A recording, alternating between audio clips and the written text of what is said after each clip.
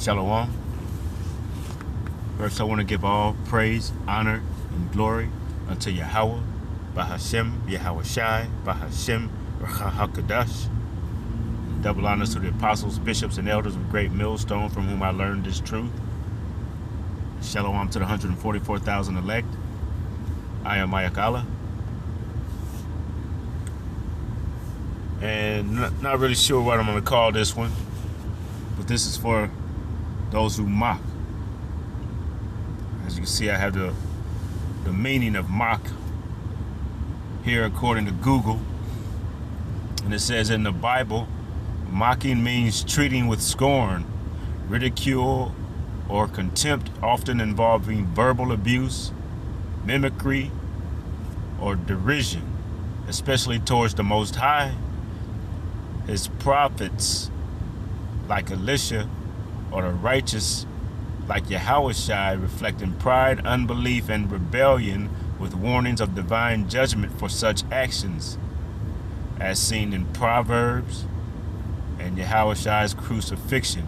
It's a deep disrespect, showing a low estimation of truth and authority, a serious offense that the Most High takes seriously, famously stated as the Most High is not mocked. Alright, and as you can see, it's got a few various ways that you can use mockery. It says derision and ridicule. It says to laugh at, to make fun of, or insult someone's claims or appearance, like the youths mocking Elisha.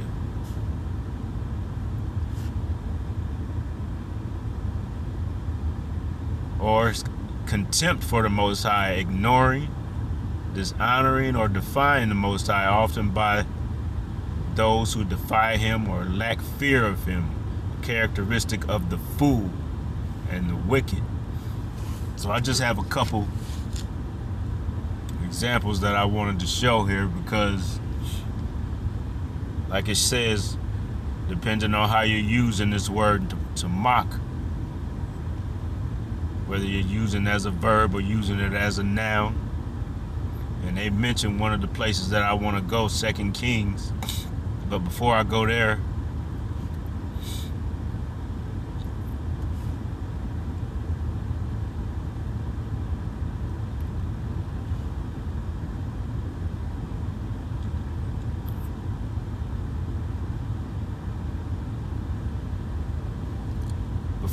I want to go to, I'm going to go to Psalms,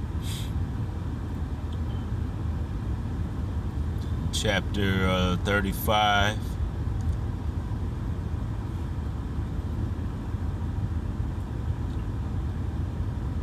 And this is going to be one of the two ways that you can use mockery. Is like in derision meaning like disbelief, and usually when there's a disbelief, you'll hear that aha, in which there's a certain group that likes to really use that little term, aha. I'm gonna go to Psalms chapter 35.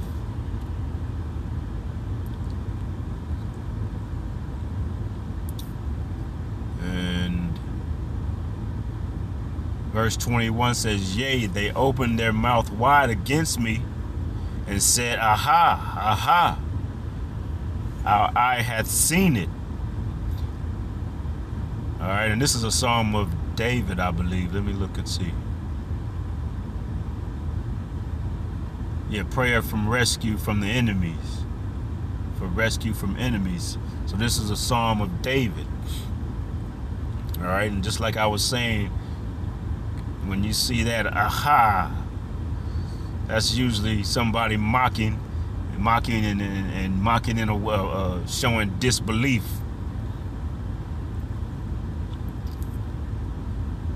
Another example that I have here is in the same book, Psalms.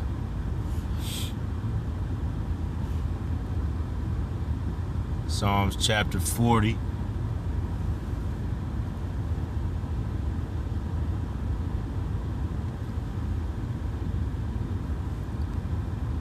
And verse 15. And this won't be a long lesson. I just have a few that I wanted to bring out, because we're in those last days, and the mockers and the scoffers are pretty heavy. Psalm chapter 40 verse 15 says, let them be desolate for a reward of their shame that say unto me, aha, aha. And in NLT it says, let them be horrified by their shame, for they said, aha, we've got him now. And that's usually what that little aha means. Is almost like you're showing your disbelief, showing you think you cornered the men of the Lord, or you think you got them, or think you done outsmarted them, or you think you can bring up some verse to disprove what's being said, or what the men of the Lord might be bringing out.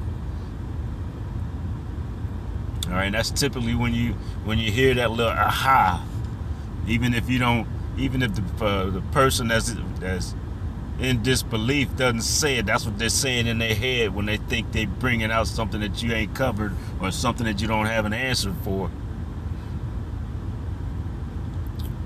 All right, and I just got a couple more that I wanted to go to. I wanted to go to Ezekiel. And this is, I'm going to go to chapter 36, and this is more of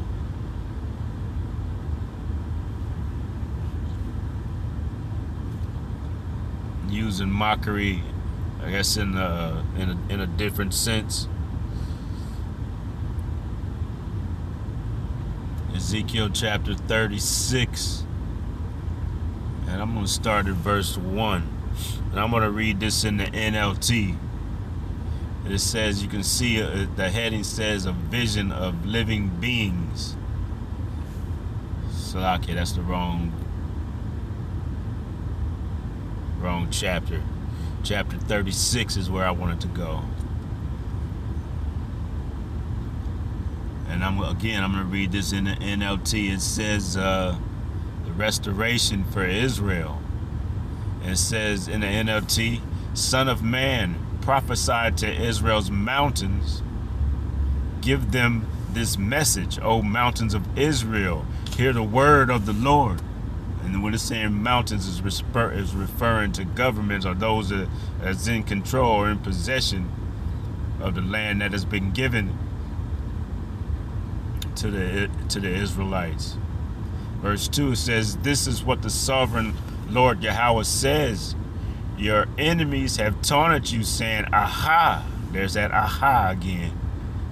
Now the ancient heights belong to us.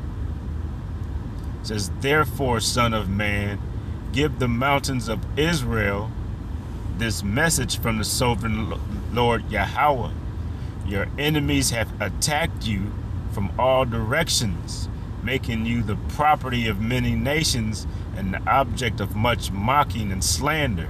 All right, so you can see where it's going here with this mockery. All right, it says, therefore, O mountains of Israel, hear the word of the sovereign Lord Yahweh. He speaks to the hills and the mountains, the ravines and valleys, and to ruined wastes and long deserted cities that have been destroyed and mocked by the surrounding nations. So this is Israel, or the land that had been promised to the Israelites. All right, it's being inhabited by other nations. All right, they make a mockery. They're making a mockery of the Israelites, because they just happen to, at this time, be in this land and be in a position where they're in control of these lands. Verse 5 says, this is what the sovereign Lord Yahweh says. My jealous anger burns against these nations, especially Edom. Esau, being the so-called white man, because they have shown utter contempt for me gleefully Shalakia, because they have shown utter contempt for me by gleefully taking my land for themselves as plunder. All right, so this is a mockery by Esau, Edom. All right, so that's another way of making mockery of the Israelites. All right, because they thought that they were going to remain in possession of these lands. All right. All right, and the very last one that I wanted to bring out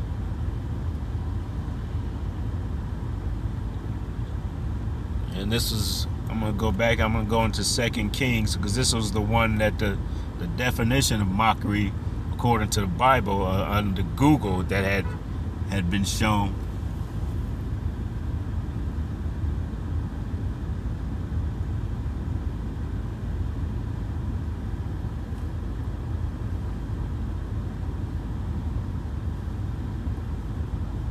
Slaki. 2 Kings.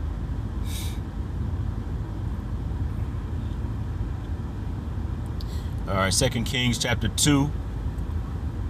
And I'm going to go down to verse 23.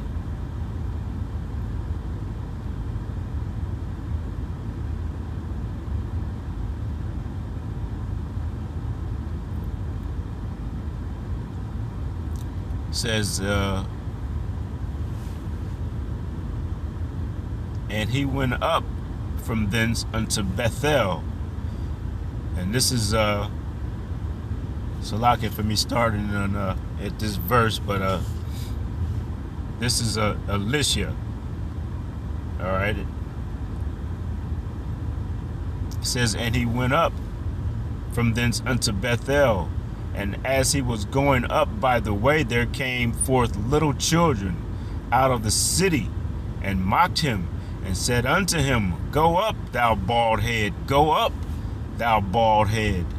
All right, so they're mocking him, and these little children are mocking Elisha. All right, calling him bald head, calling him baldy. All right, it says, and he turned back and looked on them and cursed them in the name of the Lord Yahweh. And there came forth 2 she-bears out of the wood, and tear 40 and 2 children of them. So this because Elisha had put this curse on these children for their mockery. All right, this bear came out of the woods and tore and rent these children, tore these children apart. All right, verse 25, and he went from this until Mount Carmel, and from thence he returned to Samaria. All right, so there's always a penalty for your mockery, or you mocking the man of the Lord, the men of the Lord. Even when you see them out on the highways and on the hedges, when they're trying to bring out the word, all right, for your mockery. Salakia.